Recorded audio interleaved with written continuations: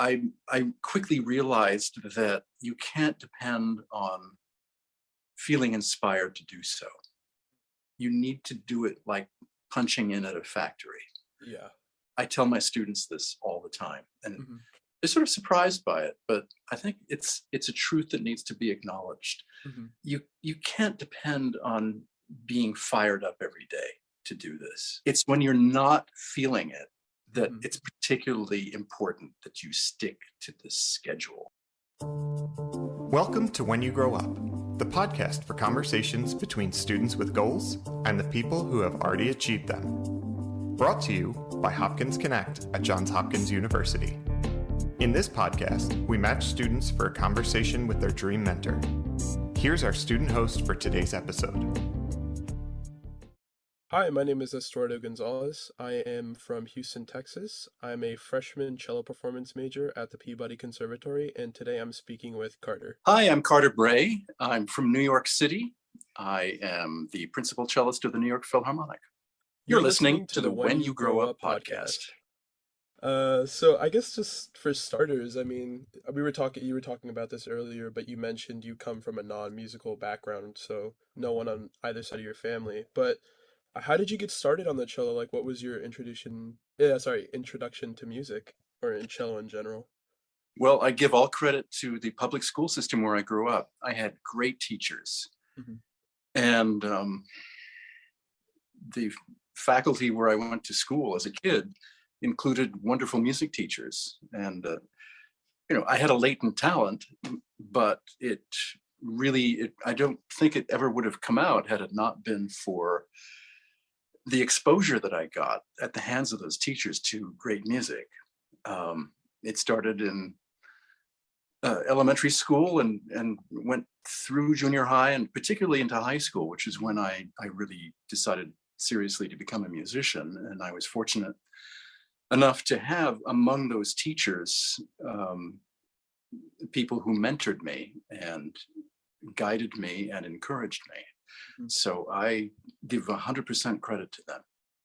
So I read a couple articles about you, right? And it talked a lot about how you were considered like a late starter to cello, starting like kind of late, right? I mean, Yeah. I'm exactly the same way. Like I went through the public school system. I started when I was 12, and Yes. so I was just wondering, like, could you talk about that maybe a little bit? Like, what was your experience like as a late starter? Um, Absolutely.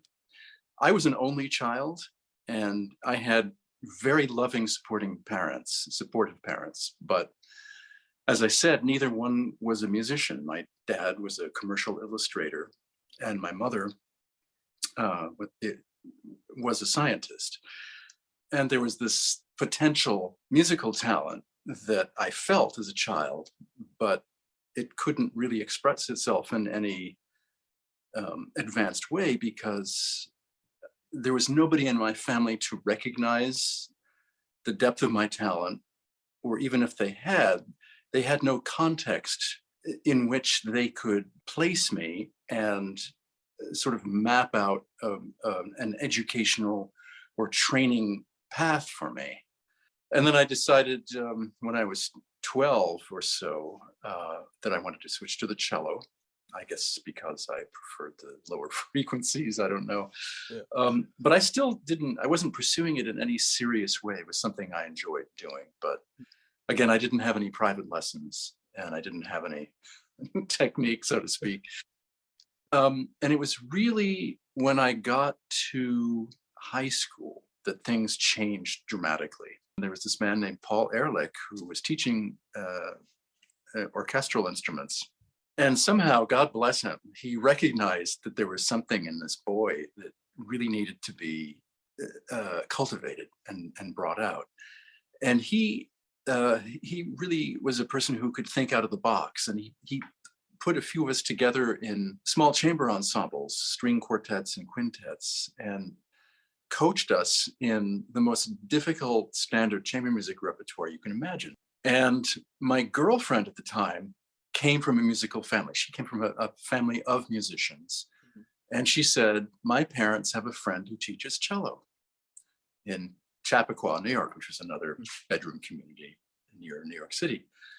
So I got in touch with this woman whose name was Barbara Levy, and she agreed to take me on as a student. I had just turned 16 years old. I had no formal training really Yeah. as a cello player. Hmm. I knew how to rosin the bow and tune it up, and I could play, a C major scale and 2 octaves, I guess. So she put me on a steady diet of scales and arpeggios. I still have the book of clangle exercises that she gave me Yeah. on my shelf, and they'll have to pry it out of my cold dead hands. I'll never give it up. It has immeasurable sentimental value to me. Yeah. And Schroeder exercises, I mean, just the rank beginner stuff. I just Yeah. began from zero. And I stuck with her until my senior year, and then she handed me off to someone else who prepared me for conservatory auditions. Hmm. And by that time, I was practicing hours every day. In addition to my after-school job, I would get up early in the morning and practice for a couple of hours, and somehow I would get most of my homework done at the same time. I was just fanatical about trying to get some sort of technical basis going on the cello. And then I took conservatory auditions over the winter of 1972, and I got accepted everywhere. And I decided to go to Peabody Conservatory because I received a letter from the man with whom I wanted to study at the time, Lawrence Lesser. He had sat down and handwritten me a letter Wow. about my audition. And he said, I'm going to ask the administration to give you the largest possible scholarship, Mhm. which, in addition to his presence, was a major selling point because Yeah. my family was kind of strapped for money at the time. Mhm. Peabody and Mr. Lesser were so generous and were so forthcoming with their belief in me. And I needed that desperately at that age. I was now 17, and I'd been taking private lessons for about a year and a half. And aside from my girlfriend at high school, who also was a music student, I really had no, and Mr. Ehrlich, of course. Yeah. I had no support. My parents, of course, as I mentioned, were supportive in a general way, but this was a completely alien concept to them. I mean, it was crazy in retrospect, but in a way it was an advantage because I didn't have anybody in my life telling me, you can't do this, nobody does this. Mhm. You can't do this unless you started as a 5-year-old prodigy. It was just not my world at all. I Yeah. came from a completely different world. And it was not until I got to Baltimore to matriculate at Peabody that I found myself finally among my contemporaries who were experiencing the same thing as I Yeah. was. It was a tremendous relief, as well as a joy. Yeah, of course. Yeah. That's amazing. Wow. That was a lot to hear. And I'm just, wow, hearing your stories, like, that's such an inspiration, you know?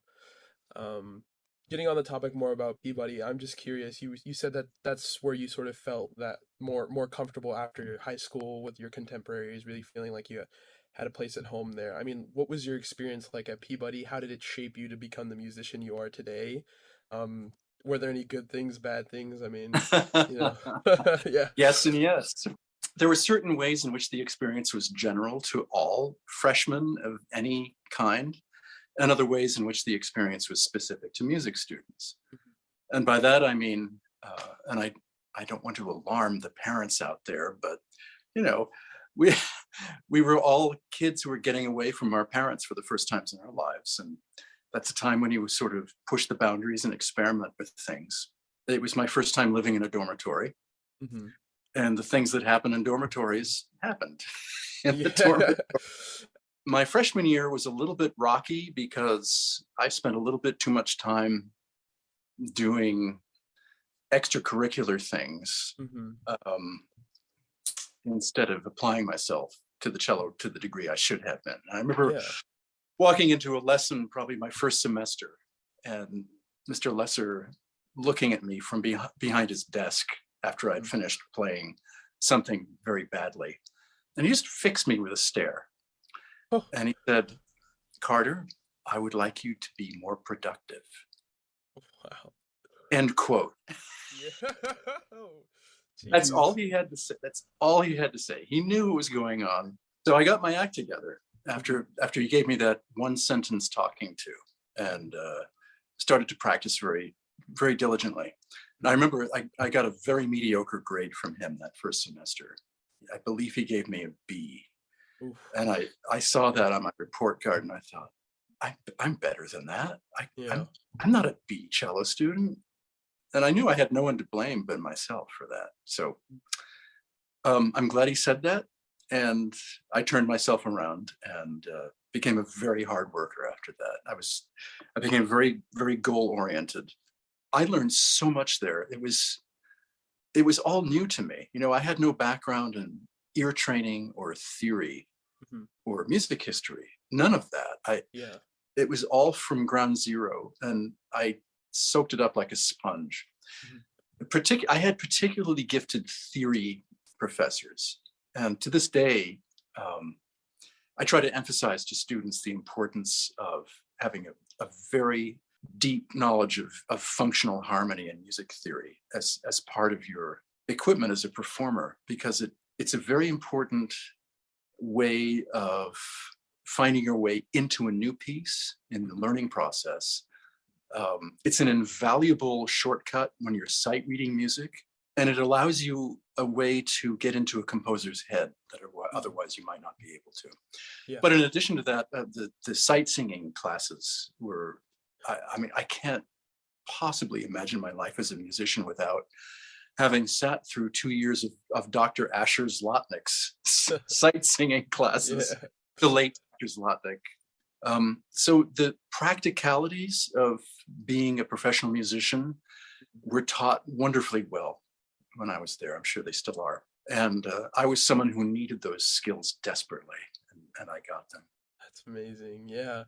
I actually want to circle back to what you were talking a little bit about earlier when I asked you about Peabody was sort of the rocky start to the beginning, right? You were talking about how maybe your first semester wasn't that productive. I was wondering if you could elaborate a little bit more on how you overcame that. Of course. Yeah.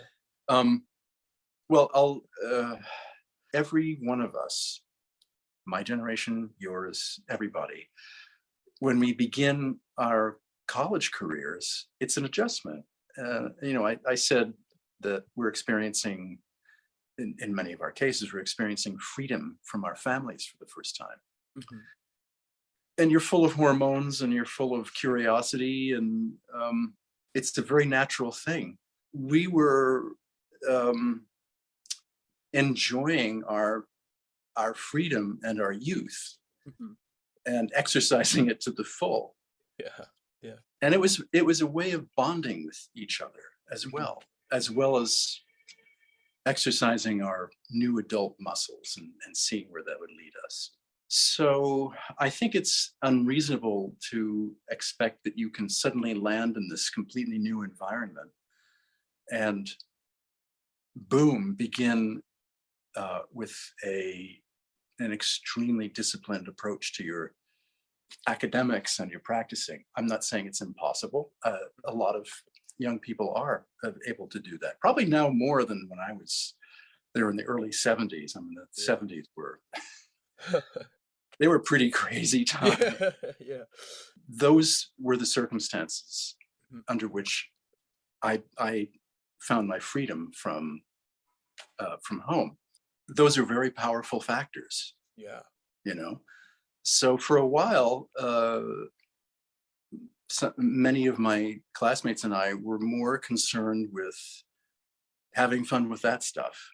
Mhm. And then, I told you what Mr. Lesser said to me. And I think, especially because of the fact that we were at a professional school, we were there for a particular purpose. Yeah. We weren't just enrolling in a liberal arts course at the local college because that's what people did after high school. We had a specific purpose in mind professionally. Yeah. And I think without exception, all of us at some point during that first year, whether or not they were lectured by their major teacher or not, Hmm. came to understand that. And we all put ourselves on track Yeah. and put away those things Mhm. as something that was natural to do, but then it was also necessary to put that aside and get Yeah. serious about life and training. Is that a good answer for your? That's a great answer. I think that still Okay. holds true today. So, I mean, personally, I'm going to talk a little bit about like being a late starter, sort of circling back to that topic, but did you ever feel sort of that you had to, I mean, you talked about it a little bit, making up for lost time. Did you feel that when you got to Peabody, and how did you make up for that? Because I feel like, at the position I'm at right now, I feel sort of the same way where Mm, there are people who've been playing way longer than I have, right? And it feels sort of yeah. a little difficult to climb up that mountain. How did you sort of overcome that obstacle of like trying to play catch up? Yeah, that's a very good question. I was intimidated when I arrived. Yeah. I was very nervous. I was very intimidated. I think it's a natural instinct to when you arrive in an environment like that to sort of sort yourself out in relationship in relation to your classmates. Hmm. This person is more advanced than I am. I'm a little bit more advanced than her. That sort of thing. It's a natural human thing. Hmm. And honestly, I can't remember now how I felt I stacked up. I just know that it- once I decided to um, stop being a dopehead and get serious about practicing, I quickly realized that you can't depend on feeling inspired to do so. You need to do it like punching in at a factory. Yeah. I tell my students this all the time, and Hmm. they're sort of surprised by it, but I think it's a truth that needs to be acknowledged. Hmm. You can't depend on being fired up every day to do this. Let's be Hmm. honest. Yeah. Sometimes you get up and you just think, I'm not going to spend 3 hours in the Dvorak concerto today. Yeah. I'm I I'm just not in the mood, or Hmm. I'm hungover, or I just had a fight with my girlfriend or my boyfriend, and that's the moment where you need to have a practice schedule. Hmm. The one thing you promise yourself is you're going to respect the practice schedule, and what that means is that let's say I'm just taking a random example at 10 o'clock, or depending, whatever your classroom schedule is, but at 10 Hmm. o'clock you have this free period and you're going to sit down and you're going to start playing your scales and arpeggios. You're going to work until 10:50, Hmm. and then you're going to give yourself a 10-minute break. Yeah. You can pick up a magazine, or that dated me. pick up your phone Pick Yeah. up your phone, look at your email, and then go back at 11 o'clock. You're going to start again, Hmm. and you're going to work on pages 3 and 4 of the Barber Concerto or whatever, Hmm. with a specific purpose in mind, not just poking at it, but Yeah. you're going to master this. You're going to figure out a really great fingering for this passage and Hmm. master it. Even if Yeah. it's just a line, you're going to have something to show for that time.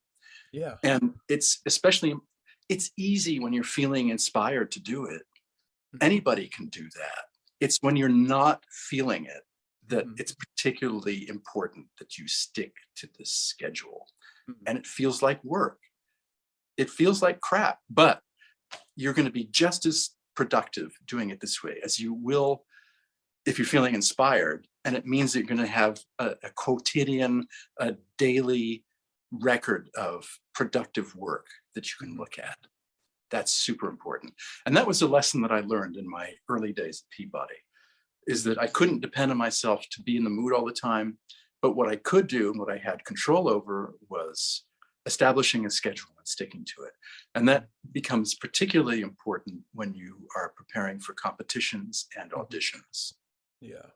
You have to do it that way. Wow. That's honestly really great to hear. I'm so glad you told me that. That's yeah, I Well, definitely need to. I'll go farther than that. Yeah, for Mr. sure. Yeah. A technique I came up with, in which I pass on to my students, and they always give me this look, Hmm. but then they always admit that it's a really great idea, is to, if you have let's say you're preparing for a competition, Hmm.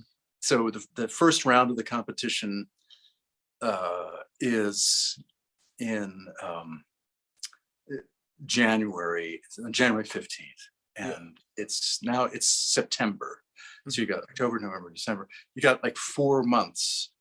So I say print out 4 blank calendar pages, a month for each page, and then make a list of your repertoire that you have to learn, and then assign a value to each piece according to one of 3 variables: length, familiarity, and difficulty. From 1 to 3 for each of those variables.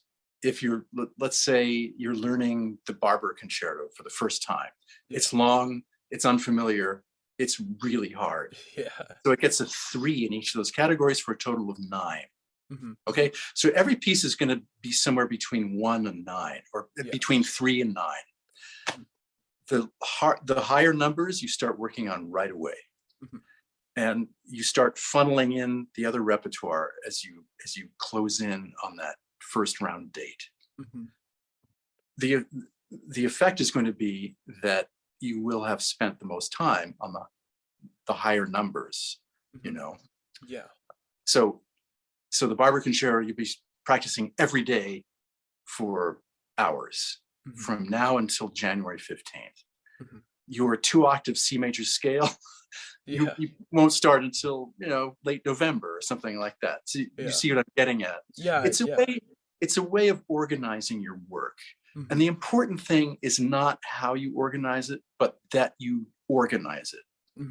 It's like in my position as principal of the Philharmonic, very often I have to put bowings in a piece. And in my early seasons in the position, I would agonize over them. I would sit down with my cello with the music in front of me on the music stand, and I go, oh, no, that doesn't work. That, maybe I should try this up bow. It would just take me forever to do this. And I finally realized that what was important was just getting bowings down, and I could change them once we had gone through the first rehearsal of the piece, and I had some practical way of evaluating them. I would just need to get bowings in, now I don't even go near the cello. I pour myself a glass of wine, I sit down at the dining table, and I go, because I know it works now, I know it's going to work. I know it's not going to work. I may make a couple of mistakes, and I change them in the first rehearsal. So it's the same thing with preparing for auditions or a competition. Just structure your time. Any way that works for you, structure it. Because otherwise you're going to be overwhelmed by the amount of work and you'll be paralyzed by it. You'll sit there looking at the stack of music going, I'll never be able to do this. But if you have, a routine that you're establishing, it's much less scary. And you can see, you divide it into bite-sized chunks. That makes great sense. That actually sounds like an amazing strategy. Thank you so much for that. That's great. It's all yours. Thank you. So talking a little bit more about the New York Phil, what do you think it takes to win an orchestra audition? Like, because I know a lot of my colleagues who sort of time and time again they get to the final stages, or they go to an orchestra audition and they don't even make the first round. So what separates a cellist from just being someone who's graduated from a conservatory to someone who's actually going to win a spot? Well, it's a good question. It's asked a lot. I wish I had an easy answer for that. Of course, number one is thorough preparation. That has to happen. You need to be a highly accomplished player in a technical sense. If you're going to win, a job with a major orchestra, like, it just goes without saying. But I'll tell you from personal experience, when I started out auditioning for orchestras, I was a mess. I was ignorant of the process. I didn't know how to prepare. And I played a lot of unsuccessful auditions. Not because I wasn't good enough as a player, but I just didn't know how to go about preparing myself. So the process that I described before, I think, is is elemental to that. You need to organize your work on a schedule that works for you. Mm-hmm. By the time I took my audition for principal of the Philharmonic, I was an old pro at that, and I had all of my parts labeled. I would go through everything in a certain order every single day for over a period of months. And this is the first thing that I emphasize to students or cellists who come to me for coaching.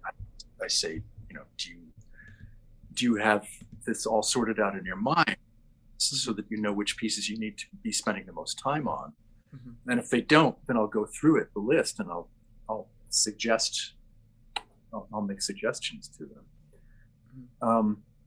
One mistake I think a lot of young players make is assuming that they have to play everything one way, and they try to figure out.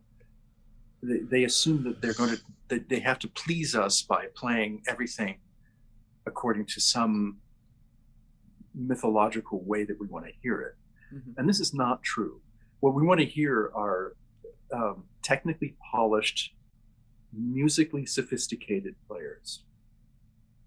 And the reason we want to hear musically sophisticated players is the nature of the job, which is that one week you could be playing something with conductor X, and the next week you're playing with conductor Y, or from one year to the next you'll be playing La Mer or the Rite of Spring or Beethoven Fifth with conductor X. You'll be playing the same repertoire with conductor Y, who is going to be asking completely different things of you. So we're looking for players who are so smart musically with good ensemble chops that they are able to think on their feet and be extremely flexible.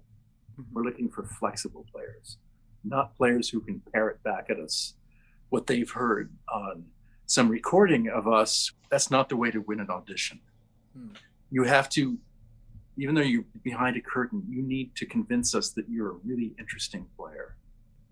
We're looking for interesting players. We hear the hardest players to evaluate in auditions are the ones who fall into that gray middle area where you can't really put your finger on what's not making you happy, because they play all the notes, but there's nothing really happening there because it's so safe. Yeah. We're looking for vivid musical minds who are putting across a convincing musical idea for us. There's an interview that I did with Paul Katz that's on YouTube, where the whole thing is on that topic. And really? If your listeners are interested, they could go look for that. And I bloviated length on the topic. Yeah. But that's one of the things I talk about, is that we don't want to hear cookie cutter playing. Yeah, of course. That makes a lot of sense. Well, thank you for answering that. I'll have to check out that interview later.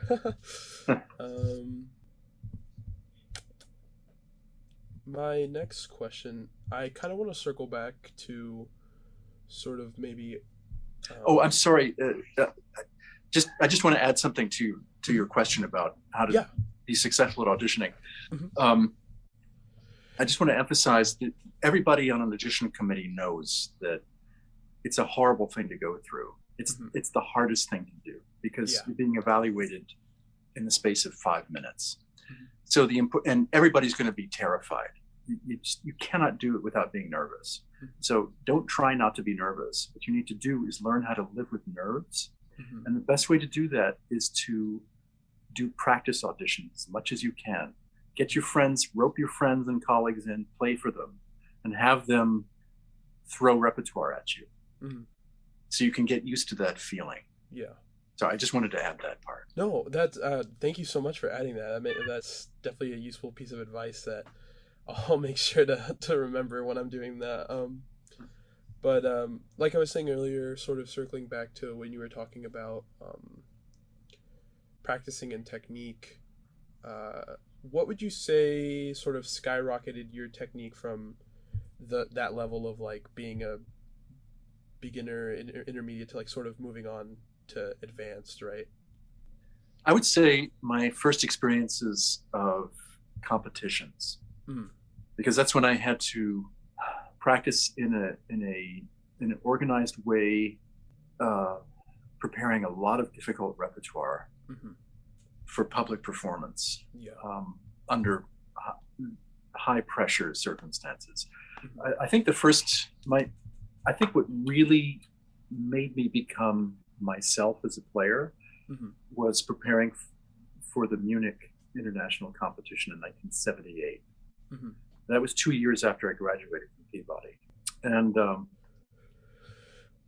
when I left, I took a job playing in the New College String Quartet in Florida. And I mean, I was a good player then, and that it also was a useful passage in my life for learning how to play ensemble and just become a better player in general. But my girlfriend at the time, who was a pianist, and I decided to enter the Munich competition as a duo. And for that, that was the first time that I really put myself through the practice of adhering to a daily schedule that was like 6 hours every day, where we would just prepare. We would practice individually the first part of the day, and then we'd get together and rehearse the second part of the day. And that forced us to develop musical concepts and become technically polished in a way that we perhaps hadn't before. And I sort of date myself as a player to that experience. That forced me to become a big boy in the cellistic sense. And it did. I'm not trying to say that I stopped developing at that point, but I really sensed that I had gotten up to a different step or a different level after that. Wow. Okay. Wow. Thank you for telling me that. That's very interesting to hear. Okay. And then subsequent to that, I auditioned for the Cleveland Orchestra and got a section position with that. And that was a different kind of laboratory for me. I was still a very young player at the time. I was, how old was I? 23, I think. And that put me in daily contact with older players who were professionals in a way that I hadn't encountered before. You know, these were older guys. And the principals were great solo players. People like John Mack, the principal oboist. And I would learn every day from hearing these men phrase. And I was able to talk to them about it. Frank Cohen, principal clarinetist, and I became good friends. We would talk about phrasing, talk about music. I would hear them play every day from my little nest in the back of the section. It gave me the opportunity to work with conductors on a weekly basis who were world-renowned figures. So that also contributed to my development as a musician and a player. You were talking about phrasing, talking about sort of having conversations about that. I'm curious, how did you develop your sort of musical intelligence in that? How did you find out what's, like, you know, obviously when we play a piece of music, it's more than just the notes on the page. We're trying to find out what phrases work. How do we really make the music come alive? How do you think that development started from, you know, when you were just a player to where you are now? Well, from constant exposure, of course, to various kinds of musical stimulus. Best advice I can give you and your classmates is to get your heads out of the cello repertoire and attend like piano master classes. Piano repertoire is great for expanding your musical vision and your musical knowledge. I used to sit down on Leon Fleischer's master classes because my girlfriend at the time was a student of his. And wow, that gave me some great perspective, I've got to say, you know. And the cello repertoire is nice, but it's not all there is. And when you come face to face with, you know, like a late Mozart piano concerto or the Schumann Fantasy or a late Beethoven sonata or one of the Opus Posthumous Schubert piano sonatas, you realize how narrow our perspective can be. as string players. So that's a bit of advice I would strongly offer. Well, thank you so much. This was such a great conversation. I really appreciate it. Thank you for taking the time to come and answer my questions. This is I was super happy to connect with you. I'm glad to get to know somebody who, is having the same experience that I had at Generation. For sure. Yeah, thank you again so much. This was awesome. You have been listening to When You Grow Up, the podcast for conversations between students with goals and the people who have already achieved them. Thank you to our When You Grow Up podcast student team and all the people who make this podcast possible, including our editors, Thomas Nishimoto and Josh Felton, our relationship associates, Camille Blake and Laura Flynn, our marketing coordinator, Himanshi Sharma, our project manager, Ben Stevens, our host students, and all of our guests.